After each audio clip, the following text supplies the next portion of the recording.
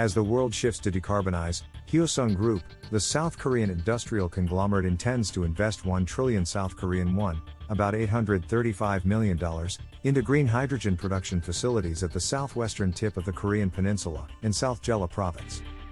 The company is led by Korean billionaire Cho Yoon-jun, and will build an electrolysis plant.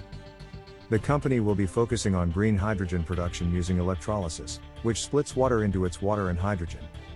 The facility is expected to have a 10 megawatt capacity, for the production of 200,000 metric tons of clean H2 per year. The process will be powered by renewable energy, so that it will be greenhouse gas emission free, both when it is made and when it is used. According to Korean media reports, when the electrolyzer is complete, it will become the largest clean H2 facility in Korea. Researchandmarkets.com forecasts indicate that by 2025, the global renewable H2 market will reach $2.94 billion.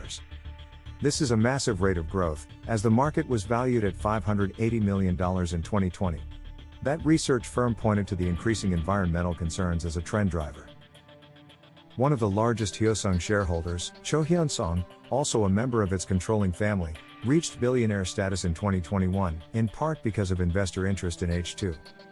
Green hydrogen production has become a growing business for Hyosung across the last year.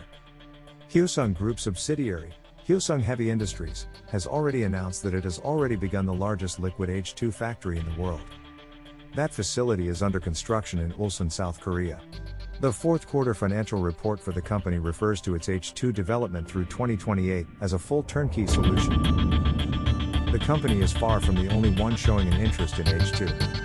Hyundai Motor has been particularly in the spotlight, especially after the deal it made in 2021 with Ineos, the European chemical giant. Those companies are collaborating on green hydrogen production tech development. Moreover, in November, SK Group received $2 billion in funding from KKR, the US private equity giant. That money is meant to help propel the South Korean conglomerate's strategy to boost its position as an H2 firm. Thank you for picking hydrogenfuelnews.com. Don't miss your free access to our exclusive ebook. Just sign up today. Follow this story and more on HF.